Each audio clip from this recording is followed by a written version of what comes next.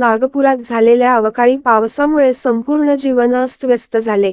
अंबाझरी तलावच्या नजीकच्या राहणाऱ्या वस्तीतील घरोघरी पावसाने कहर केला आणि पावसामुळे घरोघरी पाणी शिरले।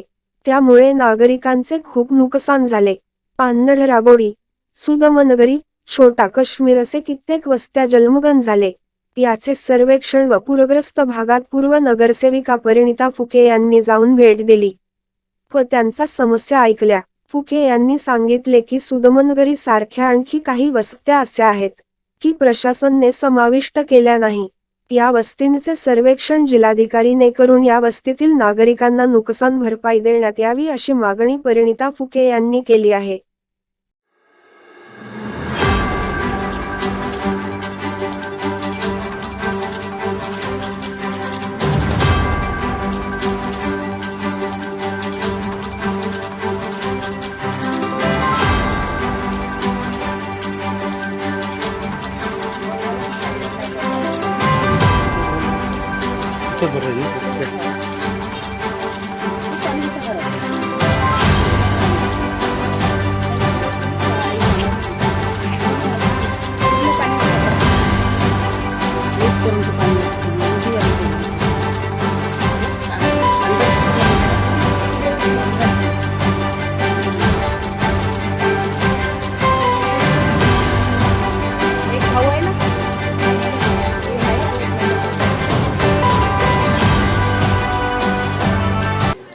पाण्यामुळे माझ्या घरातला पूर्ण नुकसान म्हणजे कसं का खाण्याचे जे पदार्थ होतं अनाज वगैरे तांदूळ गहू सगळे खराब झाले आणि आम्ही बाहेर फेकले आणि ते सगळं कपडे सुद्धा ओले झाले। आता तुम्ही बघूनच घ्या का नुकसान काय आहे। घरामध्ये पूर्ण पलंग टीव्ही आणि गोदरेज वगैरे पुरी ओले झाले, त्याचे कपडे आम्ही फेकले गट्टे आणि आम्हाला खायला सुद्धा अनाज राहिलेलं नाही आहे। गॅसवर पाणी सगळं पाणी होतं आमच्या घरात कंबरवर आणि घर बी तसंच ओला अजून बी ओलंच आहे। घरातलं नुकसान म्हणजे तेच टीव्ही आमची फ्रीज हे सगळं सामान बी व्यस्त झालं आणि जे पेपर होते आमचे पेपर डॉक्युमेंट ते आता ओले पुरे झाले आणि बाहेर टाकलेलेच आहे। तुम्ही बघून घ्या लागेल आता त्या दिवसाचं पाणी आला तर पूर्ण 3 रूम भरले होते। सुदामनगरी हा माझ्या प्रभागातला एक असा वॉर्ड आहे किंवा असा एरिया आहे जिथे सगळे गोरगरीब लोक राहतात आणि आपण हा सगळा हाल बघू शकता। ज्या वेळेलाही कुठलाही थोडासाही पाणी आला तर यांच्या घरात पाऊस म्हणजे पाणी भरत असतं। यावेळेस तर ज्या प्रकारचं पाणी झालं आहे आणि सगळ्या प्रशासनाचं लक्ष हे फक्त मोठ्या मोठ्या घरांकडे आहे। नागा लेआउट तोही माझ्या प्रभागातला आहे। मला मान्य आहे की सगळीकडे हा जो ढगफुटी झालेला आहे, घराघरामध्ये पाणी गेला, पण या एरियामध्ये अजून प्रशासनाचं कोणीच येऊन पाहून गेलेलं नाही। आणि तेच नाही तर कलेक्टरनी जो ऑर्डर काढलेला आहे सर्वेसाठी पंचनाम्यासाठी त्याच्यामध्येही ह्या एरियाचा समावेश नाही आहे सुदामनगरीचा। त्याकरिता आज मी स्वतः येथे पूर्ण सर्वे केलेला आहे आणि इच्छा लोकांचा रोष होता की आमच्याकडे कोणी येत नाही।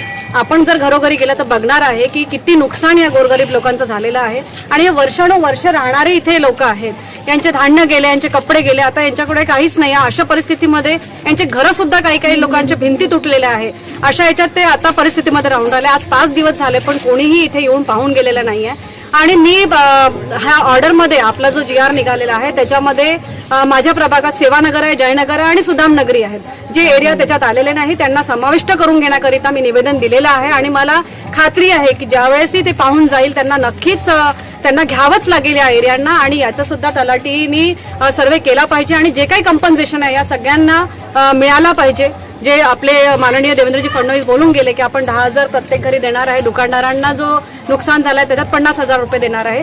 तर माझी हीच एक डिमांड आहे, माझं म्हणजे निवेदन आहे कलेक्टर साहेबांना आणि शासनाला की असे जे घरं जे वाहून गेलेले आहे किंवा जो त्रास झालेला आहे या एरियांमध्ये त्यांच्याकडेही त्यांनी लक्ष द्यायला पाहिजे आणि जे काही मदत होऊ शकेल हे त्यांनी ताबडतोब त्यांच्यापर्यंत पोहोचवायला पाहिजे। जसं मी आता सांगितलं की या एरियाचं समाविष्ट होणं पहिलं आवश्यक आहे, तो मला खात्री आहे की माझं निवेदन त्यांच्यापर्यंत पोहोचलेलं आहे आणि आज उद्यापर्यंत त्यांनी हा GR काढायला पाहिजे, सर्क्युलर काढायला पाहिजे आणि या एरियाचं नाव त्याच्यात आलेलं पाहिजे। जसं हा नाव त्याच्यामध्ये येईल मला म्हणजे त्या दिवशी नंतर तलाठींचा आणि जे काही आहे पंचनामे सुरुवात होईल। पंचनामे ज्या प्रकारे होईल त्या प्रकारे त्यांना मदत पोहोचवली जाईल याची मला खात्री। जो माझा प्रभाग आहे मला वाटतं सगळ्यात जास्त हानी हा प्रभाग 13 मध्ये झालेली आहे। याच्यामध्ये सिव्हिल एरियामध्ये तेवढीच हानी झाली आहे जेवढी काही स्लम मध्ये झाली आहे। स्लमचा एरिया जो इफेक्टेड आहे त्यापैकी सुदामनगरी एक मोठा एरिया आहे, छोटा काश्मीर आहे तो सुद्धा याच्यामध्ये आलेला नाही, जयनगर आहे, सेवानगर आहे, हजारीपाड आहे। हजारीपाडमध्ये काहीच एरिया त्यांनी घेतले, मनोहर विहार वगैरे, पण त्याच्यात पण पूर्ण एरिया त्यांनी घेतलेला नाही. मला हेच सांगायचं आहे की मान्य आहे मला की डागा लाऊड सारखे एरिया, अंबाझरी ते सुद्धा माझे एरिया आहे, तिथे भयंकर नुकसान झालेलं आहे. पण ज्या दिवशीपासून हा पाऊस आलाय त्या दिवशीपासून पूर्ण शासन त्यांचं लक्ष फक्त त्याच घरांकडे आहे.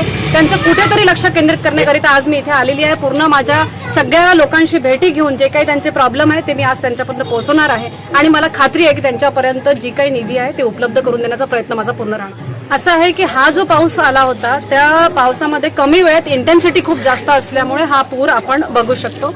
कारण 109 mm चा पाऊस जो या साईडला आलेला होता त्या दोन तासामध्ये तेवढा असल्यामुळे आपल्यालाही माहिती आहे घडं जर भरलं तर तो कुठेही पाणी जर म्हणजे संकलन करायला जागाच नाही तर तो घरात कुठे जसं जसं त्याला मिळेल तसा प्रकारे तो जात असतो. हे पहिल्यांदा नागपुरात झालेलं आहे. याच्या पहिले मला वाटतं 94 ला झाला होता, पण ती इंटेन्सिटी पण कमी होती, त्यात वेळ जास्त होता, पावसाची इंटेन्सिटी जास्त होती.